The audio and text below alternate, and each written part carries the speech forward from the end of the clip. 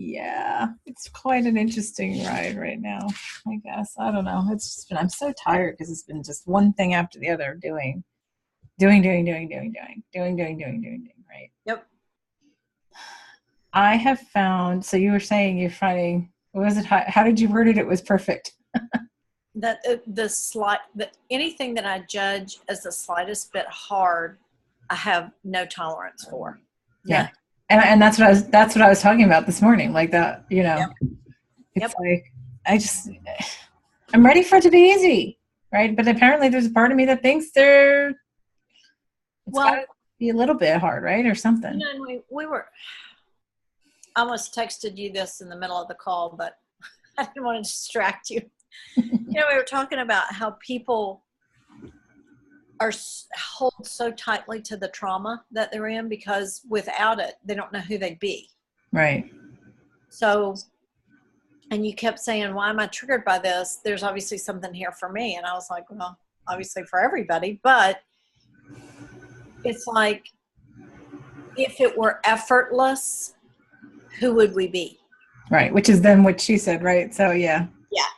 Yeah. Which, you know, I say that and it's like, I didn't even want to finish that sentence. Yeah. Because if it's effortless, what's the purpose in being here? Right. Because there's still the voice in the back of your head that's like, well, I know how to deal with this. Like I can deal with this. I can change this. What? But then the reality is, why do I have to change anything? Because we don't have to. Yeah. Yeah. So would it, so if we aligned and truly believed and sat and lived from the energy of it's all effortless, would it all just disappear?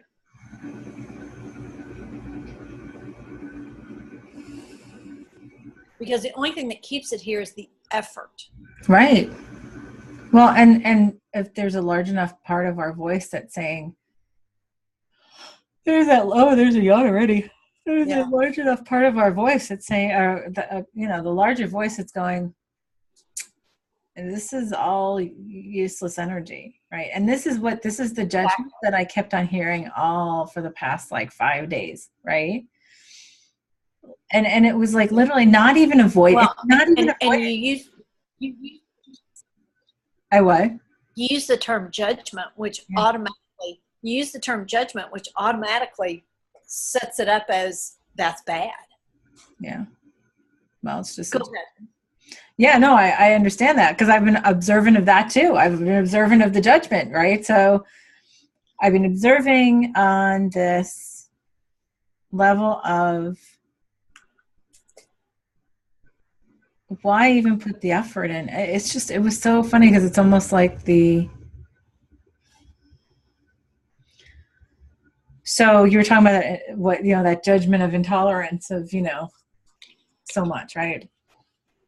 Yep. And I've just noticed that in the past like 5 days, I have been shorter than I've been in a really long time. I've been literally in this place of like, I just have no desire to be a part of putting energy to these different things, right?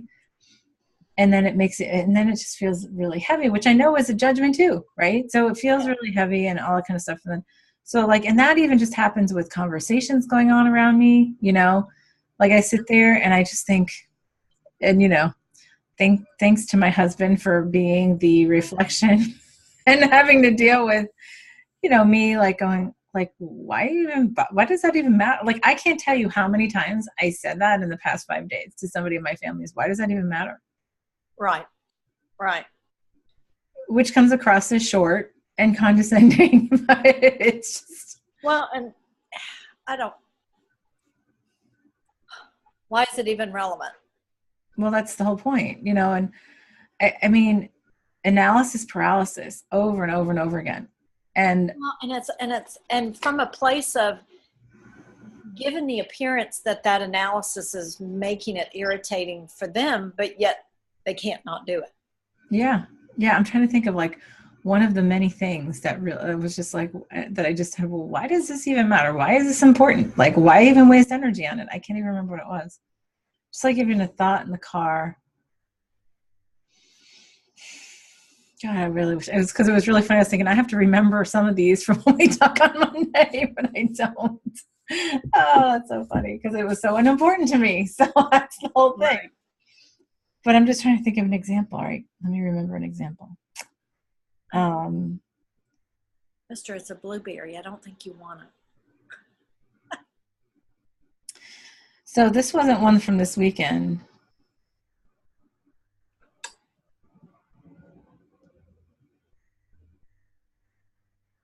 But, oh, yeah, this wasn't one from this weekend, but here was one from when I was on vacation in California, because it was the same kind of thought. We were driving someplace, right? We're just in the car. And I know sometimes you're in the car and you think of some odd things that just come out of nowhere, right? But like Scott got into this place where he was really putting all this energy into trying to figure out. We were driving in between like the mountains by Yosemite and the coast, the mountains by the coast, right? So like there's all that dead land pretty much, you know. Right. The brown prairie grass kind of thing, and you know, like middle of nowhere where you see like one house every 5 minutes or so kind of thing. And there were signs up everywhere because of the fires, right? That all burning permits were suspended, right? Which makes sense. And Scott went on this whole like diatribe. He just went on this whole thing about, well, how do you think the people out here who burn their garbage, what do they do with that then? And then he's like coming up with like these really complex like scenarios and whatever. And I'm like, and I finally said to him, are you that bored that you really need something to do so badly that you need to worry about somebody's reality who is not even close to yours? I just don't understand. Right. You know what I'm saying? I mean, and he was coming up with these intricate things. Well, maybe they blah, blah, blah. And I'm like, honestly, I don't really care. Right. I mean, not in a judgment way, but just, it just isn't in my energy to be concerned about it because it's not in my reality, Yeah, I'm sure they figure it out. And that's what I said. I'm sure if they live here, they figure it out somehow. I said, I don't see heaping piles of garbage all over the place, so obviously they do something with it. Obviously, they figured out that procedure and protocol. Yeah, but I mean, like, it's things like that, and I mean, that was even more like, okay, we're bored. There's nothing really to think about on the road, and da da da. And I know he grew up on a farm where they burn their a lot of their garbage and stuff like that, right? Right. So I understand. I understood like at least where his line of thinking came from, but that was going on like around me with everybody who was around me all weekend, and I'm like, wow, so much energy we give to stuff that is completely irrelevant to this moment. Well, and I find myself occasionally doing that, I guess in my professional life, being a programmer, you had to take everything into consideration. Yep. And you had to look for the potential errors and I had to learn how to do that because that's not how I was. And it was a painful transition for me. And I feel like I create so many issues in my life by trying to consider everything and be safe and, anticipate this. And what I find is that I just create the problem. And I sit there and I watch myself do it and I go, wait. I mean, I literally like smack myself and go, why did you just do that? Why did you just create what you didn't want? Yes. And it's like you get in that rut, that well-worn groove of... Well, because we think, what, we have been so entrained on, all of us, we've been so entrained on the way to get through things is to be best prepared. And how is to be best prepared? To be like considering every possible like problem, right? Right. Well, we don't realize how much that paralyzes us. Well, and look at all the trauma drama that you're laying out there. You're just and creating more of, right? Yeah. And it's like, if I just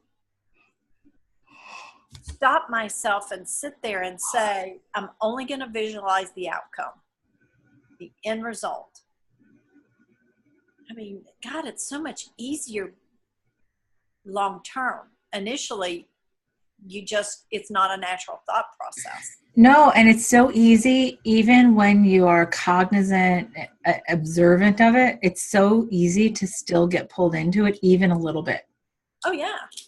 Especially when you're around people where you're used to being in that kind of role, right? Like your kid and your spouse and your family, because that's just like, that's part of the roles that we've created, the protector role, the, figuring everything out or having all the answers, and all that kind of stuff. And as much as we get out of it, if there's a crumb, and I think that's where my trigger was. My trigger was that there's still some crumbs there, because I would feel myself starting to get pulled in, and then I'd be like, no, I literally have to force myself out and sort of get right bitchy about it. So, right. But that had nothing to do with them. It only had to do with me. It only had to do with me and just saying, yeah, nope, not me. Like, or I just choose to look elsewhere. Right. But, and we go, and I feel like it's sort of similar. Oh, this is interesting. I haven't seen it that way before. It's sort of similar to how we've gone through this whole thing with time and space over the past couple of years, right?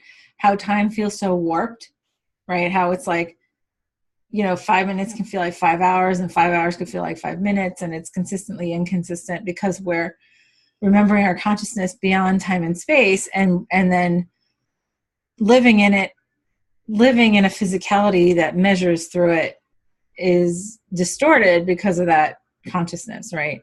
So what if that's a part of our consciousness too? What if we thought of that stream of thinking as a linearity of creation? Wow, this is pretty big. Where we're so used to creating that way, right? That's what we said is the rules here, right? That as we shift that or start shifting away from that, it does feel really warped, where sometimes you get immersed in it so much in a moment and you're like, what the hell? Why am I here? And then they're like, in the next moment, you can be completely divorced of it. You know what I'm saying? Right. I don't know. That's really interesting.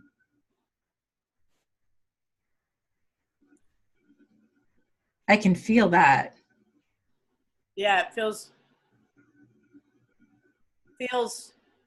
incongruent as it sits with me, only because I haven't created the congruency yet. Yeah, everything just went all tingly. Huh. That really shifted something. Yeah. Because then if we can have the ego, if we could throw the ego the bone of a way to define it within itself, like we're saying, right? When we can recognize that time and space is only a construct of our minds, right? Then we can recognize that we can choose to be in it or choose to be out of it, and it's a fluid thing, right? So that causes that shifting. But what if, and if we said, well, what if the creation of that drama of all like possibility is just like time and space? We can choose to create that way, or we can choose to not create that way or be beyond it. Oh, that feels really powerful though. Yeah. I can see the feelings of overwhelmedness that we had coming into this separation. And it's almost as big as the overwhelmedness of letting go of all those details. Yeah. Because part of the separation was creating the details to begin with, right? And then having to manage them, and then having to further refine and define and explain. I mean, think of what we did with just our physical bodies. Right. We had to create processes that created disease, that created discomfort. I mean, we had to create all that. Right. And all the intricacies of the chemistries and the Oh, Yeah, yeah, yeah. I mean, and we had to create that And because we created systems. Oh, well, this makes so much sense. Systems. We put systems in place so that we didn't have to manage every detail, right? Which are rules, or so to speak. And we're breaking all the systems. oh yeah, So then all of a sudden we're like, holy shit, we're breaking all the systems, right? So now how do we manage this? exactly. But I mean, I Well, why do we even have to manage it? That's the funny thing.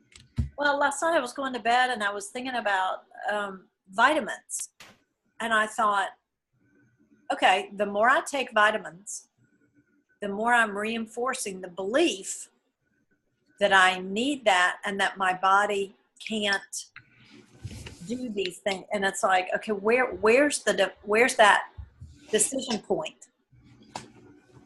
Right. I've been having that thought too. Because it simply reinforces the belief that you don't have everything you need. I've been thinking that too, because I have a whole bunch of supplements that I'm taking. Yeah. Me too. And every day it's like, oh, I think I need some selenium. Yeah.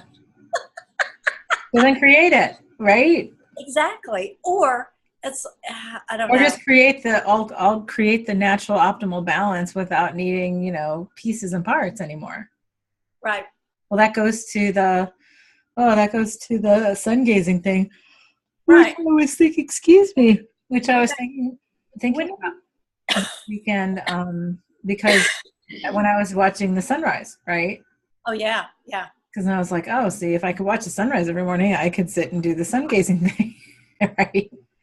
And for those who don't know what sun gazing is, it's a practice. Like, and I think they call themselves, what do they call themselves? It's like their sun gazing is one of the terms. Sun gazer is all I've ever.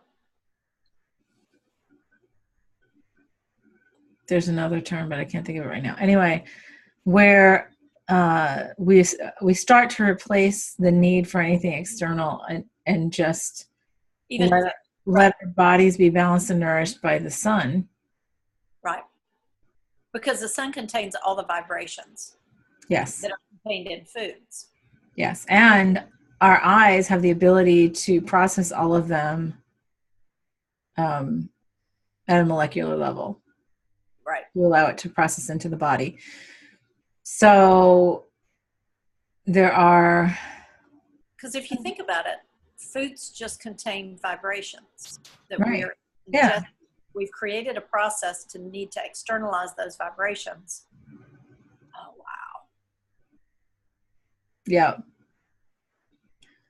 Yeah. And so, well, yeah, because it was funny. So we were away all weekend to move Sierra down to school, to her apartment, and at the beach. And which, by the way, I couldn't be happier with that apartment.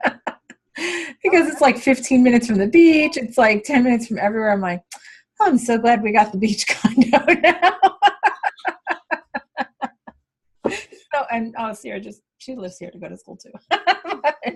She's a caretaker. That's right.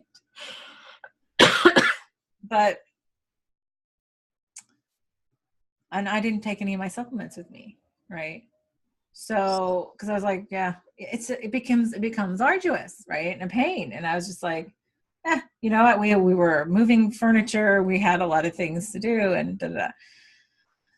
And what was interesting was how last night I was dragging, like by the time we got back. But of course, well, we had a really busy week. And, between the girls' birthdays and doing all of that and preparing for that and doing the activities and then going and moving stuff out of here and down to Wilmington and into the apartment, blah, blah, blah. And then, of course, endless shopping because of all the things that, she needed. And I know, I'm in the middle. I know, you got that going on too. So last night, I was just really exhausted. And then in my mind says, oh, that's because you haven't been taking your supplements all weekend. You explained it. I did. And then the bigger part of me is like, no, maybe it's because I've just been really freaking busy all weekend. and I can change this, which I actually ended up doing because I ended up going later on in the evening with the girls and Sierra's friend to see Mamma Mia 2 because I wanted to see it, and they were going again. And because I was part of me, I was like, oh, I'm so tired. I want to go to bed, or like it starts going like da da da, and then I was like, wait a second, that's just an illusion too. I can change that. So I ended up going. It was great, but yeah, and it's really funny. We get so dependent on that, and that it was funny that even me having full consciousness and observance of it, still had the thought, oh well, you didn't take your supplements all weekend. Right. So what? Well, and I was thinking about, I look at what I take and I'm like, oh, this is going to be easy to travel with. Right. And I just, it's like, at what point do you shift that gear to, I don't need anything? Right. And I think, I know I felt really odd yesterday, and I realized at the end of the day, and granted, this was, I guess, my way of reminding myself, it was a year ago yesterday that my dad died. Oh, wow. God, it was only a year. It feels like forever already. Yeah. So I was like, well, maybe that's why I'm so into the isolation today. And I mean, I had no food in the house, and I was digging through the freezer because it's like, I'm not going out. I'm not going to go out to get something to eat. I will find something that I can eat. Mm-hmm. And I realized, I guess, at the end of the day that's what I needed to do, was to just have that alone time. But at the same time, I felt it was more about, I create my own reality when I'm alone. And how do I do that when there are other people around me? Right. Especially those like your family, right? Right.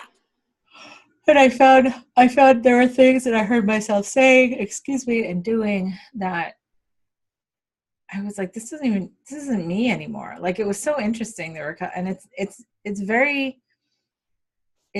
minimized, but at the same time, like when you're thrown together for a period of 5 days, right, same thing when we're away on vacation, it's like, and you're in each other's company constantly, it's still somewhat of a challenge to not even a little bit fall into that, that role, that the expectation of how you're supposed to be as mom or as the wife or the husband or whatever, right. So, and then I'm sitting here sometimes watching myself going, why am I playing this out? Like, it's like I'm watching myself play it out and I'm going, why am I doing this? This is dumb. Yeah, from that place of observation, you're judging yourself. Stop it. Yeah, exactly. Step away from the role.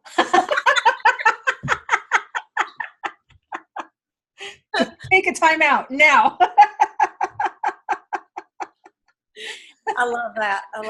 That was me all weekend. I'm like, oh, yeah. It was bumper sticker. Step away from the drama. That's right. And overall, it was interesting. It was really interesting. The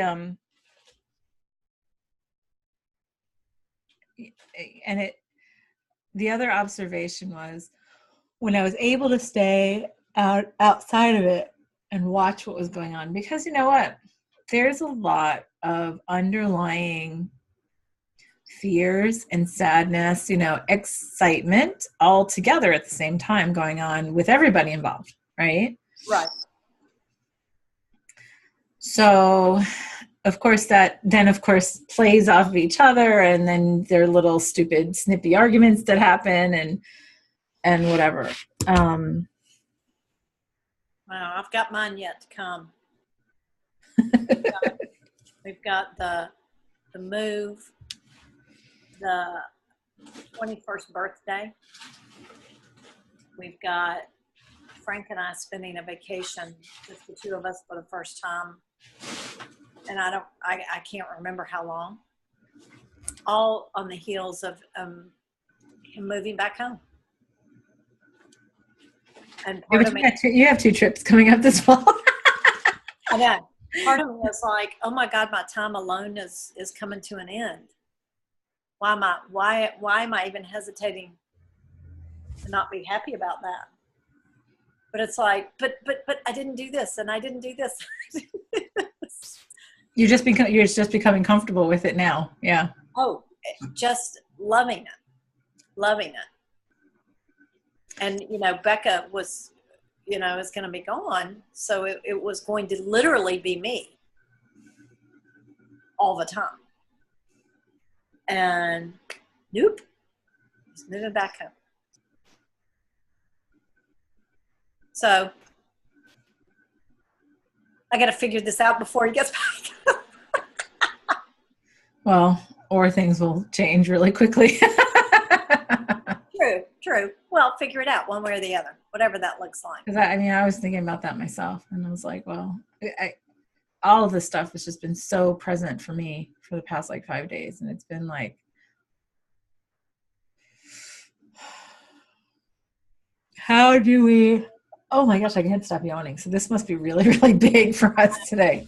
It's like, how do we proceed being in this world and not of it, right? How do we, and I don't have resistance to it. Although I will say there were a couple of minutes of, there were a couple of cycles of the feeling of futility did come in over the weekend. Oh, but yeah. A futility of which I haven't sort of had the observance of in a long time, of wow, so many are still, even those of my family who I consider pretty aware and awake because they've been around me, and we've chosen to be on this journey together, to hear some of the stuff and conversations that are so very elementary in terms of very 3D and limiting, Right. and all the energy that's put to things that are not necessary to put energy to.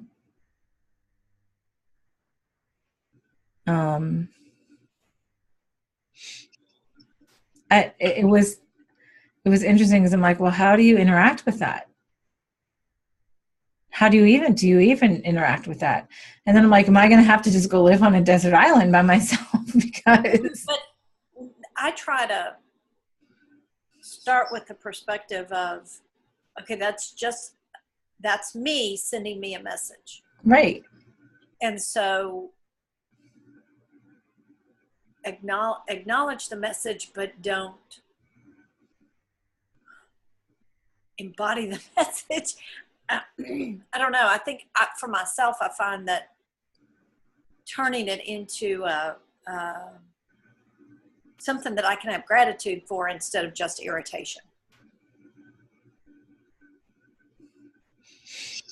Yeah, and actually, I found a lot of times when I was observing it, I didn't really even have irritation. I was just sort of, what comes to mind is, when you see movies of the space shuttle, right?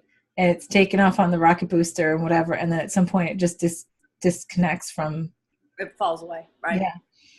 I sort of that's what I just kept on seeing. It was just sort of like, I see you, I see it, and I just don't feel attached to it.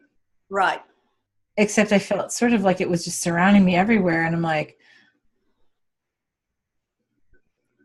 the question is how to stay detached from it while it's around me. Right, which is what we came back, how do you stay in that place of creating without all, Well, and then the question is, well, why do we even create? Because that puts energy out there too. Right. I mean, yeah, because, if you're just in that state of being, then there is, is there creating? Well, it's all in all and nothing simultaneously, right? So then creation becomes an activity of entertainment and pleasure versus survival. Because if everything is Oh yeah. just there, and that's a huge shift from where we've been. Yeah. And we always feel like, well, I can't do not we always, but I personally, it's like, well, I can't get to the fun stuff till I get all this done, all these basics done, instead of more of, well, if I just focus on the fun stuff, then the other stuff just falls into place anyway. Mm-hmm. Well, or the other stuff just becomes not as important. Right. Which know. is, another version of falling into place. Yeah. Which I think I went through a lot. I know I went through a lot of that a while back. Part of working at home, when I moved back in from having my office outside of the house to having my office in the house and seeing clients here, part of the tendency before I had moved out and had my office for like 3 years was that I would, I was stressed out about like if everybody didn't do like the stuff to keep the house picked up or whatever, because I had clients in, and then I would I would take that on as my own because I was like, well, I'm having clients here. Right. To the point of, I literally got to the point, and this is where I am, is, all I need to worry about when my clients come here is my session room and the bathroom that they use and the pathway between. And you know what? Everything else, not on me. It's not done. Right. Right.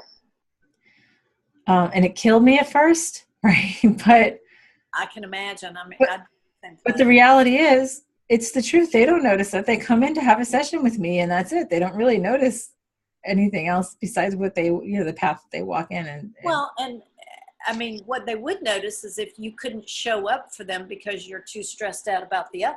Right. Right. So I've really gotten to a very good place with that. And that's a retraining. I mean, that was a big retraining of letting things go, right? Like if there are dishes in the sink, they're not going to care because they're not in the kitchen. Right. So, and I even have someone who brings lunch with her for us often, and she doesn't care. Like in there, and I usually try to even pick up the kitchen when because we'll sit out there, and she's like, yeah, like, I don't care. Like, you've been to my house, you know what it looks like. You know what I find interesting is when I focus my attention and try to always make sure that, the dishes are, either washed and sitting there drying or in the dishwasher or whatever, it's like, no matter whether I focus on it or not, there are always dishes. Right. So it's like, okay, look at how much energy I wrapped into that one. Laundry, same thing. Yeah, I've always said that people who choose to have that as their life focus, I mean, it makes me crazy because you're never done. You never can mark it off your list.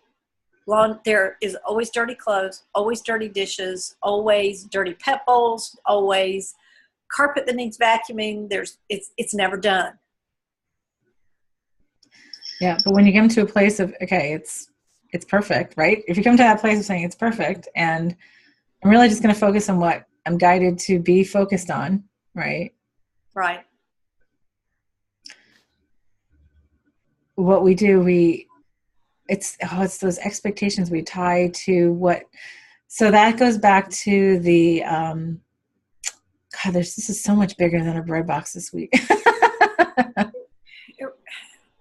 But it comes back to the, how we, with our minds and egos, how we have so expertly integrated that into our consciousness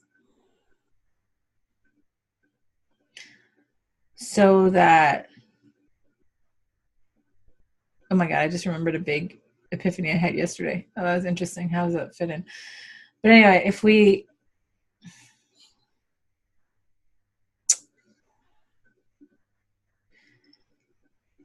No, I just totally lost my train of thought because of this other epiphany from yesterday that came in. So what we were talking about, the dishes and the stuff in the house or whatever. If we that's what I was going to say. Our minds our ego has so carefully integrated itself into so much, well, pretty much everything here in this part of reality, this level of reality, and managing it, that we don't realize even how little how little things get translated. Like, we don't realize how, for example, when we say the house is presentable for a client, right? What does that mean? To 5 different people, that can mean different things. The reality is it's presentable so that a client who comes in is comfortable, can focus on the situation at hand, does not get distracted because it's like a mess or whatever, but like just the room that you're sitting in and that you're having the session in, and the area that the part of the house there, like, this is just very, very tactical. But I'm just saying, we don't realize how many things, like, in the beginning it was, no, the dishes have to be clean, the whole house has to be vacuumed, it has to all be, everything has to be tip top every time a client comes in. That wasted so much of my freaking energy. And it was so nice to have an office outside of the house, right? Because that was it. And that's what it sort of taught me for several years. It was, all you got to worry about is your office, right? They come in, you don't have to worry about these other things. They don't worry about, like, what the chiropractor's part of the office looked like, or the acupuncturist part of the office looked like, because they're coming in to see me, and that was the whole thing. But we didn't own their issues and that created their space. Yeah. But you do in your house. Yeah.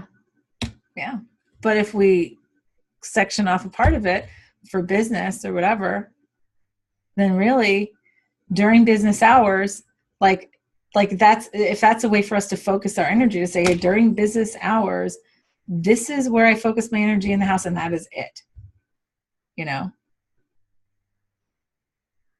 And maybe and I just found that when I started doing that, because it was a big shift once I left corporate to working from the house, because I also had my nursery next door. Yeah. That was a nightmare for a while, right? Because I let it be. Well, and me, it's like my responsibilities are extended now to the outside of the house, in and out. Mm-hmm. Which we just had all this rain, which I'm just like, wow. Everything that's like, I probably have to mow twice this week. Well, we just mowed last weekend and came home. We've had so much rain that it just is so lush. And I'm like, you wouldn't know we just mowed last week. So whatever, we're just going to have to wait because it didn't happen this weekend. So I'm just going to have to suck it up and let it happen. And have I had clients come to the house where the grass is a little long? Yes. And you know what? Nobody has ever said anything, nor do I care. Well, nobody's ever said, oh, I can't see you because you need to. Because your grass is too long. It's like an inch too long. You need to cut it. But we get caught up in these things, right? We get caught up in. And again, this points to creating and looking at all the potential outcomes instead of just back to what we started in the beginning of, no, I just want to have this be the end result. This be the end result. Yep. It allows us to stay far more focused.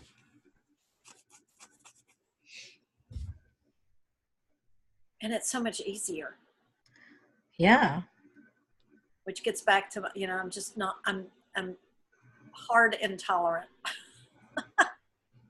Yeah. Well, you have the little voice. It's so funny because I laugh about, my mother's always a great reflection for me. Right. And so she'll come over and she always has to make, which is I find so funny because I would never go to somebody's house and start, because I'm really in a much better place of acceptance where I'm like, everybody's got because of the fact that I've accepted myself, I accept everybody else for where they are. Right. So if somebody's house is a little messy, I don't really, it's like, oh, it is what it is because we live, and living is a messy thing. Right. So But my mother will come in and like, I don't know if I ever told you this. So she, she made me that fountain that I have right in the Right. corner of my front door. And like literally, like, I don't know. She had been saying one thing after the other, and she kept on trying to throw all these things out, these comments, and I was just like, like, and it just whatever, So she was like looking for something to press my button with. But I was in observance of the whole thing, going, wow, it's so funny that she really wants me to be on the defensive about my house, Right. and Right. I don't care. But God help me if I ever had gone to her house, if I ever make any kind of comment, she will defend it and make 5,000 excuses and everything else. And it's just like, and whenever that's happened, it's always been just an inane comment that wasn't really meant to be a judgment. It was just like an observation about something like, oh, well, why is this? Or something like that. She'll come in and she just tries to throw all these criticisms out, which is really funny. And so this one day she was leaving and she'd done like 4 or 5 things and she just kept on trying to hit me with them. And I was just like, oh, whatever. And then she literally was walking out the door and she stops at the fountain and stuck her finger into the fountain and said, you need to add some water to this. And I said, and I started laughing, although it did trigger me a little bit, but I started laughing and I said, who does this at somebody else's house? I said, do I come to your house and stick my fingers in your plant pots and say, boy, they're a little dry. I think you need to water them. And I literally said to her, I was laughing, but I said it that way. And I said, well, just go away because it's my house. And well, so, but we don't realize that we have so much interaction that's based on all that too, right? Right. Well, I had a interesting thing happen over the weekend. My sister started sending me all these pictures of the inside of somebody's house. There were no words, and I just kept going, why are you doing this? Whose house is this? Why are you sending me these pictures? And then I realized one picture caught my eye, and I went, oh my God, that's my parents' old house, the house I grew up in. Mm-hmm. And she had gone to see the people who bought it and all that they had done with it. And it is hysterical because you can clearly see that they weren't expecting company. But the things that my mother griped about, everything ends up right here and everything's this and there's always stuff here. They could rip out all the kitchen cabinets. They could, rearrange the floor plan. They could do all these things, but it still had the same clutter patterns that my mother bitched about and bitched about. So funny. Every year we lived there. And I'm like, wow, it's just part of the flow of how that works. But, yeah.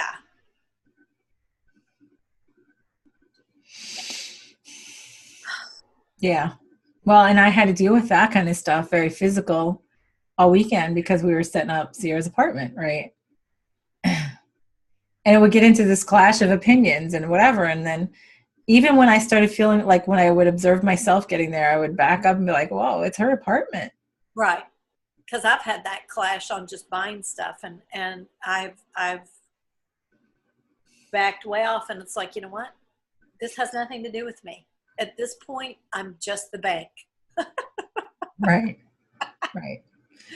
Agreed. And it's easier once you get to that place. Yeah, it is. But then it's funny because when you have people arguing around you about like, oh, well, you should do this and you should do this and you should do this. And then I want to do this. And then it's like, wow. And then you again, there's that little crumb of it sucks you in to the conversation. Cause then they're like, well, Mom, what do you think of this? Or da da. And it's like, well, and then and then I was like, wait, no, it's not mine. Yeah. Well, and it's almost like you want to say, do you want my opinion or do you just want me on your side? Yeah, which is typically usually the case, right? So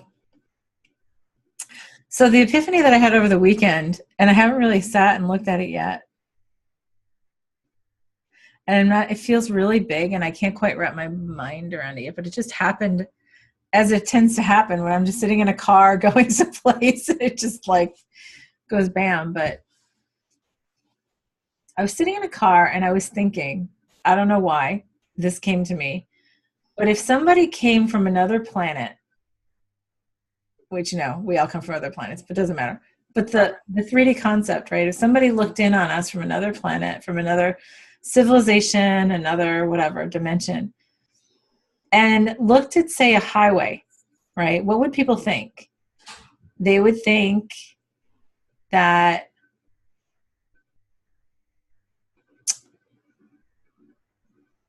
would they think that the cars are actually the beings on the planet and that we're the little brain that runs inside it, right? Like, and how odd and interesting could that be to see like a brain or like a managing function or whatever just get out and leave it, occasionally to go work on its own. And I was thinking, well, isn't that what we do when we create our bodies? We do the same thing. Right. And then there was something really big about that I couldn't even look at. And I was like, wait a second. Because we create our bodies, right? We create this vehicle. Right. You're right. That carries our energy. That carries our energy here in this dimension, right? So we think we're these bodies. And those who look at us from other dimensions think we're these bodies too, because of how we've created it, right? There's something more in there, though. And I was thinking, wow, do we have that? So have we created that? We have created that across the entire multiverse in different aspects. Right. Well, because the Earth is another vehicle. The solar system, you know what I'm saying? It's just like. Right. Well, and, not that this is the same, but this is one of the things that I thought this weekend is, I turned on TV for background noise and I had on Star Trek and the Borg were there. And she was talking about, assimilating entire cultures, entire races into the wholeness of the hive mind. Yeah. And that the resistance of staying individuals. And it's like, isn't that kind of where we are now? Getting back to wholeness. Oh, I think about the Borg all the time. And that, because in the uniqueness to the whole. And yeah, because we've made that to be a bad thing. Right. Right. And that the power of the individual mind. And it's like, but wouldn't it be nice to have access to all knowledge? And, and it's like. Well, and everything you see out in our commercialization, which is funny because I was saying that for so long we've had in our movies and books this essence of aliens, something coming from another planet is a bad thing, that they would automatically just want to eat us or kill us or take us prisoner or whatever. Enslave us. And then you have, I think that Star Trek was really good at expanding that mindset because they had challenges every place they went, but it was just different kinds of interactions and knowing what, a lot of times it just had to know what the, say, cultural. Right, the means to communicate. Yeah. And then, but if you still look at our movies, and that's why I loved Arrival so much, because Arrival was so accepting of, really, we just have to remember how to communicate with each other beyond the way we do it here. Right. But anyway, somehow this is all connected. Because that whole thing about the mind, the people in the cars and the mind and the body, and I thought, wow, how did I never see that before? I didn't ever Well, when you were talking about, looking at the people in the cars, I remember when I was little, really little, asking my dad why people let little red, green, and yellow lights control what they do. And he just looked at me and he said, because we're of higher intelligence and we can allow that to create the order and all this kind of stuff. And I remember thinking, but why does it have to be right there? How come we just can't know? Yeah, that's a good question. I felt like it was very opposite of what he was saying, is that now we've dumbed ourselves down to where we have to have that light control. Right. Well, and that's what we've done in separation, right? So we've limited ourselves so much so that we have to have external reminders to keep the wholeness, right? Keep the order of things. And that's where we create chaos. And there's, oh my God, there's just so much that goes on beyond that. That just opens another door. I know. And I was just sitting here thinking a minute ago, the cat jumped up on my ottoman and she was standing on my journal and it kept sliding forward. And so I would put my hand there and I would push it back. So she just kept standing there and I kept saying to myself, you know, when is she going to get off? And I was like, when I stop making it okay for her to be on it. Right. Which goes back to the role thing. Yeah. Like step away from the role. I know, step away from the role. That's our, I'm going to put that on my post-it today. This is my post-it of the day. Step away from the role.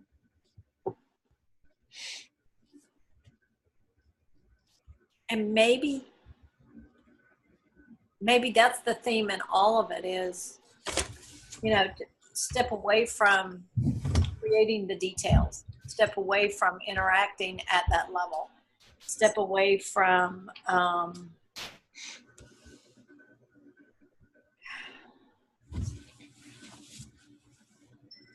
I guess from that, you know, the highest level, step away, you know, from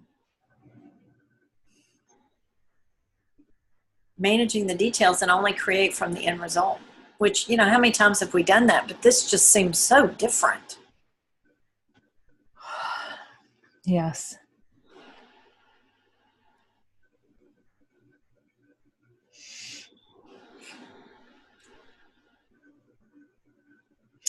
Yeah, and the mind freaks out when you say that because the mind says, well, how can you do that? How can you just create from the end result and not manage anything in the middle? Like, how can you not do that and judge it? You know, like, because it's all. And it's almost like reassigning the ego's role as to be the watchdog for when you don't create that way. Yeah. Well, and that's what we've been working on, right? That's what we teach. Right. In Trinity 1, in Trinity, is that alignment of thought, word, and deed into unity and unconditional love. And if we reassign the ego that, but it's so embedded, it's such a job to change. And then what happens is this, the ego goes, so I have this job and I've been pretty happy with this, but how come everybody around me still doesn't have that job? Right, right. And then it starts to try to like police it for other people, which is the judgment, right? Right. Wow. Yeah, I didn't ever see that before either. Right, right.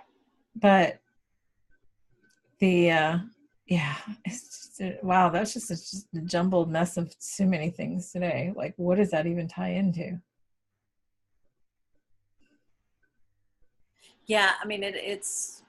Oh.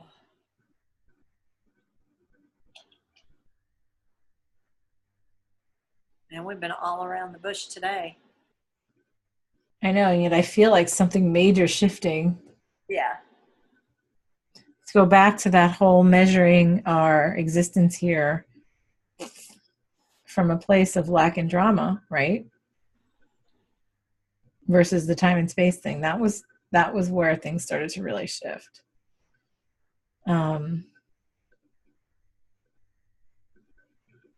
it's so funny, and yet the ego is so afraid to say, what if we just said, we can just be here, like that's truly being in here and not of it, right?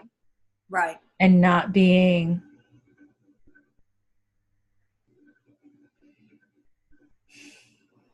attached to the drama and what those who are around you are doing, including your family, including your spouse, including your kids, your pets, your parents, your peers, to say,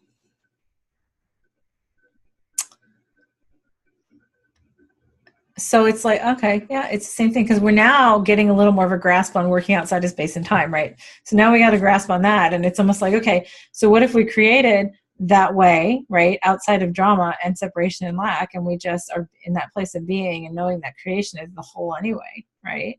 Right. That we started to remember being without the need to exist here, because there's that, oh, that's how it ties into the question of, if it's too easy, or we assimilate too much, how are we going to exist? Right? It's existing beyond that rule that says we have to do that, that we have to exist this way and that way in this existence. Does that make sense? Yeah, because we defined our existence on the too hard. Yeah. Details. And if we redefine our existence as from that place of ease and completion and end result already created, right? That end point creation. I think that ties all this together. Yeah, it does. Hallelujah, we got there. I'm writing this down. Yeah, I guess I should too, because in 10 minutes after we get off, I'm like, I'm always like, what did we talk about today?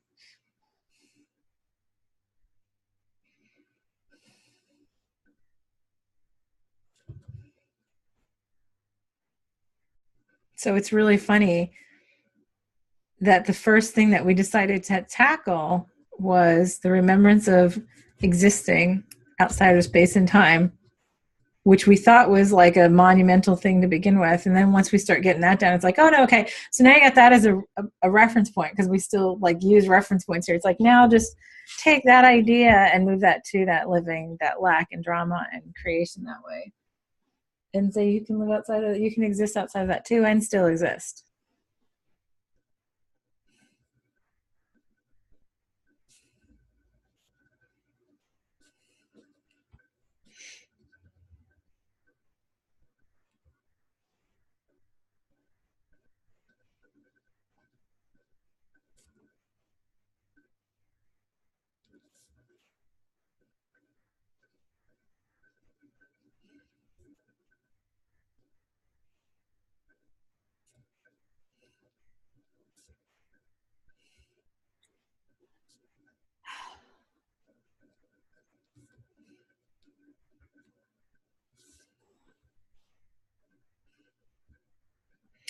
Because when we start to remember that it's not an either or, that it is just an existence, right? And there are parts of our whole that are still not there yet because they're playing out whatever they're finishing. But the more we start to exist in a place of that observance and can hold it, again, it's more of like holding that space of remembrance. More others around us will say, oh, wait. Right. Either they'll go away because they'll be like, she's just gray. And that's okay too. And that's okay too. That's right. There's nothing wrong with that. And they'll just go away because they're not ready to look at that within themselves. Or they'll say, look at how much easier it is. And I don't know how to get there, but I want to do that. Right. I want to remember how to do that. Because that becomes more of an inspiration to help. Like people always say, how do I help others? Help yourself. I think that will be the attraction of the vibration of that remembrance. Yeah. Yeah. Oh, that feels so good. Yeah, it really does. I could just go to sleep with that. Like, oh, let me just go curl up with a pillow on that one. Yeah. All right. So before we do that, I'm going to go run to the bathroom really quick. Okay. Which pause. Which my thing froze again. I have to go open up my thing. All righty. All right, let's do all that. Are we ready? Yep. Remembering how to be and do and exist from there. And it's all easy.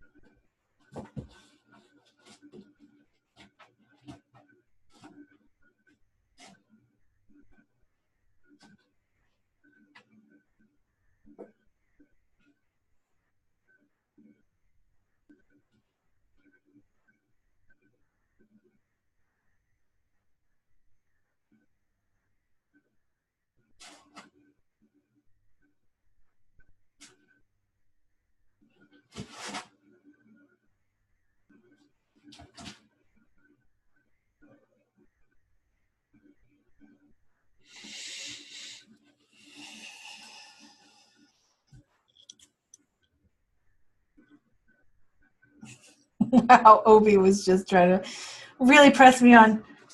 So can you stay in B? Can you stay in B? Because I'm going to just nibble at your feet because I want to play. I'm going to jump on you. I'm going to chirp. And I'm going to walk around and knock things over. Isn't that right, Obi? He's hiding underneath the paper over there now. That felt so good, though. It was almost like a reset. That was like,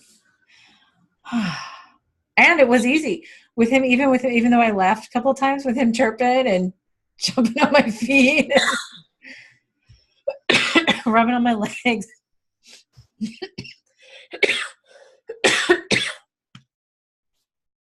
Yeah, I kept hearing the phrase accidental creation, but then it was like, but there is no accident. It's like, side effects. There are no side effects. They're just effects. Right. So it was, I kept seeing how we've stored so much vibrational memory in the cells of the body. Mm-hmm. And it's like, well, that was an accidental creation of and it was like, but there isn't any, and that, you